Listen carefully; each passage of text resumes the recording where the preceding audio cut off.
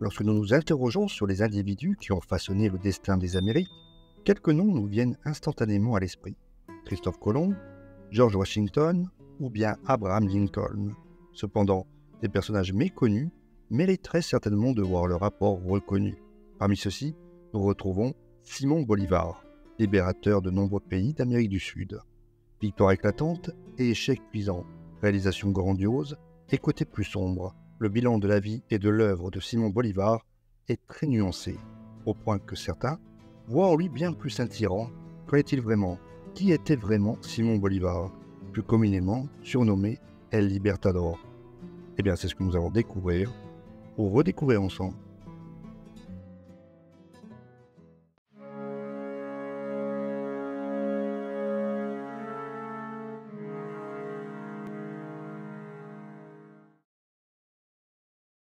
Avant de revenir sur la vie et l'œuvre de Simon Bolivar, il convient d'effectuer un bref rappel de la société et du contexte. À l'époque, l'Amérique du Sud est un vaste continent, économiquement prospère, mais faiblement alphabétisé. Il a vécu en paix tout au long du XVIIIe siècle, à l'exception d'invasions britanniques occasionnelles facilement repoussées. Il dispose de plus d'une élite éduquée dotée d'un fort sentiment d'identité, les criollos, en l'occurrence les créoles descendants de colons espagnols. Ces derniers, qui ne se sont que peu mélangés, sont les grands maîtres des lieux. Pourtant, ce sont bien les Espagnols, qu'ils soient andalous, galiciens, canariens, ayant émigré pour chercher fortune, qui occupent les postes gratifiants de hauts fonctionnaires administratifs. L'économie créole est quant à elle basée sur les haciendas, qui participent à de petits marchés régionaux. La plupart de ces haciendas sont des sortes de fermes de subsistance, à l'instar des grands domaines communaux européens soutenus par les nobles, ainsi que par une élite urbaine. En bas de la pyramide sociale se trouvent les indigènes, les métis, qui sont les plus mal lotis. Surnommés les pardos, ils sont généralement issus du métissage entre Noirs et Européens. Si l'on considère le recensement effectué par José de Castro y Araoz entre 1785 et 1787 et les données compilées par Lombardie, essentiellement à partir de registres paroissiaux, la province de Caracas comptait dans le milieu des années 1780 333 359 habitants, dont 44% de métis, auxquels il faut rajouter 24% de blancs, 16 d'esclaves et 16 d'indiens, la plupart étant concentrés majoritairement de la capitale à la frange côtière, où l'on retrouve justement les haciendas de cacao. En 1800-1809, le processus de métissage s'est poursuivi. Sur une population de 427 205 habitants, on dénombre 46% de pardos, 26 de blancs, 15 d'esclaves et 13 d'indiens. Pour ce qui est de la ville même de Caracas, celle-ci compte en 1787 29 022 habitants, qui se répartissent, toujours selon le recensement effectué par José de Castro y Araoz, en 8 315 blancs, 12 073 pardos, 490 indiens libres et 8 144 esclaves.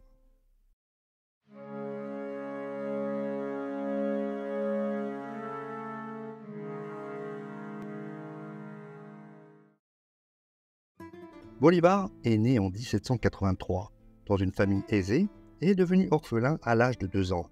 Sa mère s'occupe de lui, mais elle meurt 7 ans plus tard et il est confié à un grand-père qui est souvent absent. Même si les historiens romantiques prétendent le contraire, son enfance a été aussi heureuse que possible, du moins d'après sa propre correspondance. À la même époque, il entretient une relation étroite avec son professeur de mathématiques et s'améliore progressivement à l'académie. À l'âge de 16 ans, sa vie est bouleversée et il est envoyé en Espagne pour des raisons académiques. Là, en 1800, Bolivar s'imprègne d'une atmosphère révolutionnaire, ce qui l'amène à s'intéresser de près à la France.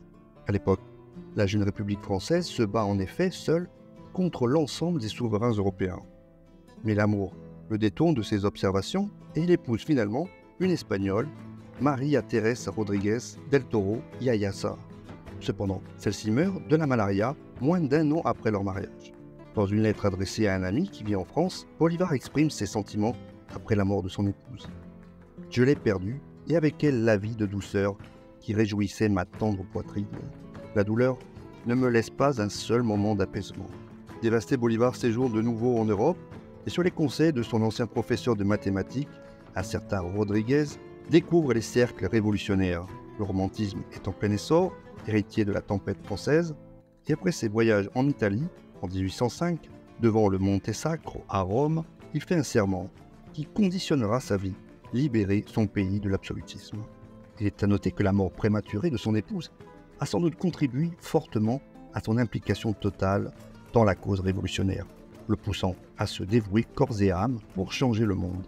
Si Teresa Rodríguez del Toro avait survécu et avait eu des enfants, on peut imaginer que Simon ne se serait sans doute pas consacré corps et âme à la cause révolutionnaire, ou tout de moins pas de cette manière. Quoi qu'il en soit, difficile de nier l'influence d'un tel événement dramatique. Et un autre épisode qui change profondément la donne, c'est bien évidemment l'invasion de l'Espagne par Napoléon. La nouvelle arrive rapidement depuis l'Europe, et déjà des voix indépendantistes célèbrent contre la monarchie espagnole. Des sages comme Antonio Nariño, grand philosophe, homme politique et militaire, traduisent même les droits de l'homme pour leurs compatriotes. C'est ainsi que bientôt, deux camps bien définis s'opposent. D'un côté, les royalistes qui souhaitent des parlements plus autonomes, mais reconnaissent le roi, et de l'autre, les indépendantistes. Ces derniers voulant couper tout lien avec la métropole, même si beaucoup préconisent une reconnaissance purement formelle de Ferdinand VII.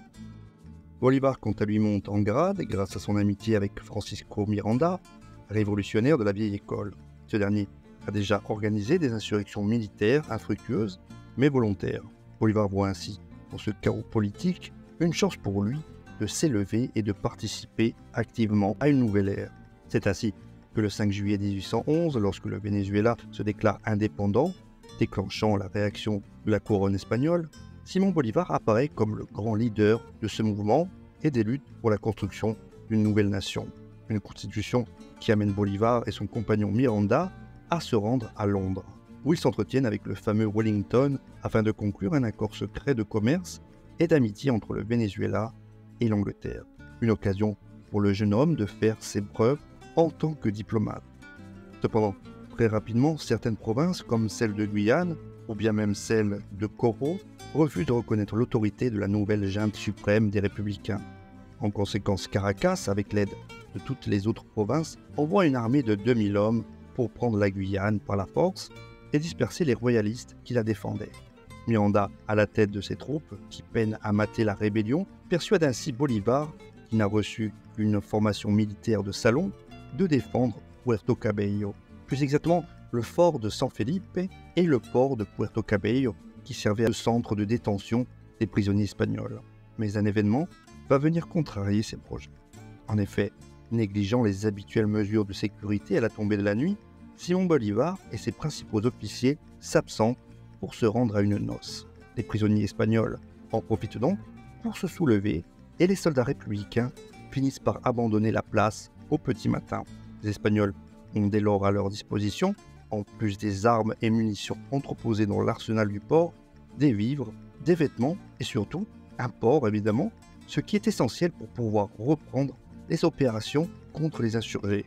Bolívar s'en sort de justesse, mais Miranda, suite à la chute de Puerto Cabello, qui tombe aux mains des royalistes, ainsi qu'à des défaites locales, mais également, chose plus grave, à des désertions constantes dans son armée, se voit obligé de capituler le 26 juillet 1812 et de signer le traité de la Victoria qui instaure de nouveau la domination espagnole sur le Venezuela.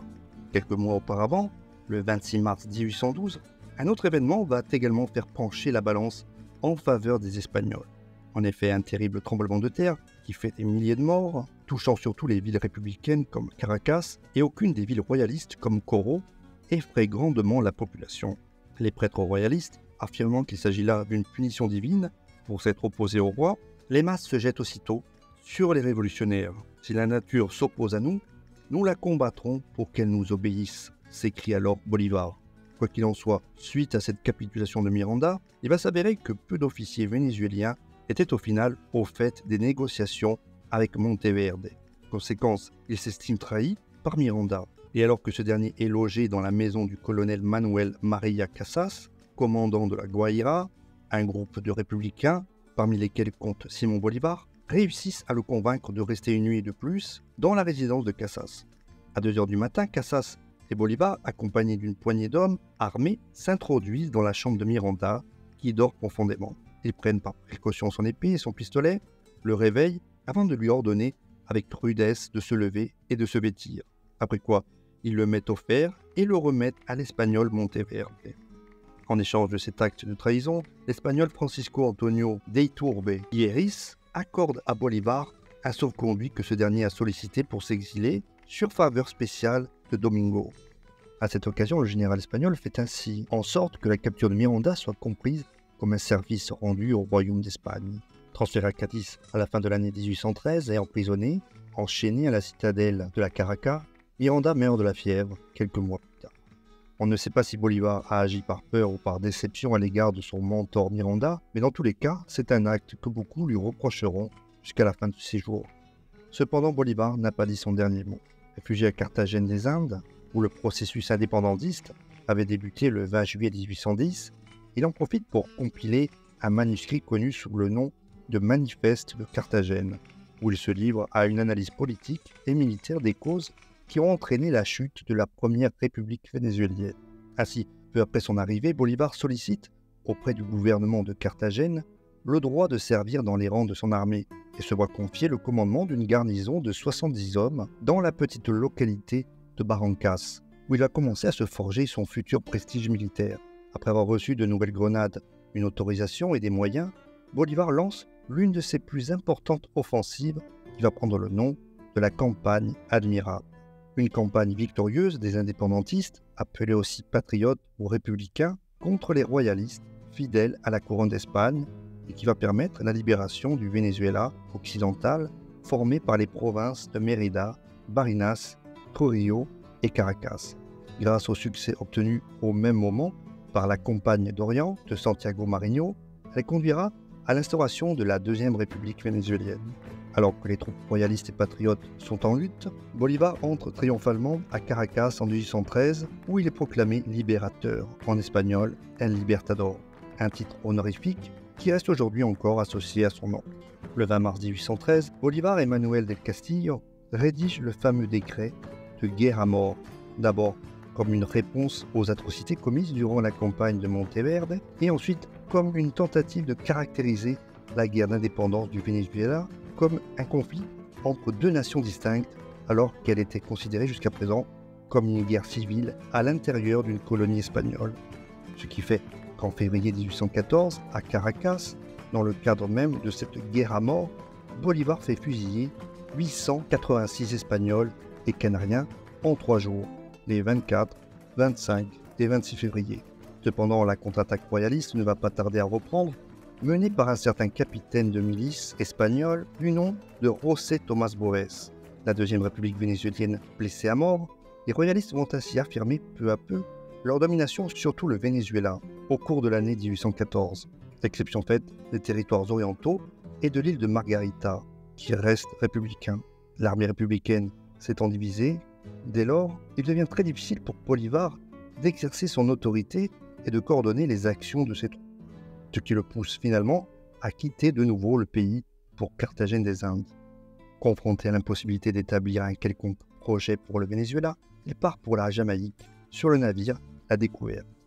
Il arrive sur l'île le 14 mai 1815 et dans le peu de mois qu'il y reste, il écrit la lettre de Jamaïque, portant la date du 6 septembre 1815. Dans ce document, il décrit la situation générale du continent américain en le considérant comme un tout unitaire. Elle commence à exposer le projet préconçu par Francisco de Miranda de la création d'une grande confédération sud-américaine portant le nom de Colombie, l'évoquant comme une réalité à atteindre par les jeunes républiques sud-américaines, l'objectif final des indépendances comme base et horizon de leur projet politique.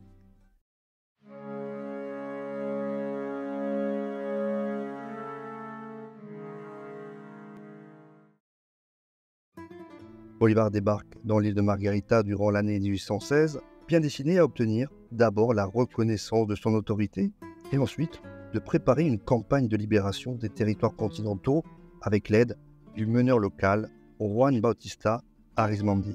Et ça marche puisqu'à partir de 1818, la situation incline définitivement en faveur des patriotes et dès lors, leur avancée à travers le continent ne peut pratiquement plus être arrêtée. Bolivar du Venezuela et Francisco de Paula Santander de Nouvelle-Grenade peuvent désormais coordonner leur action depuis leurs aires d'influence respectives, formant une véritable unité militaire. Le 15 février, Bolivar réunit le congrès d'Angostura, au cours duquel il prononce l'une de ses meilleures allocutions politiques, le discours d'Angostura.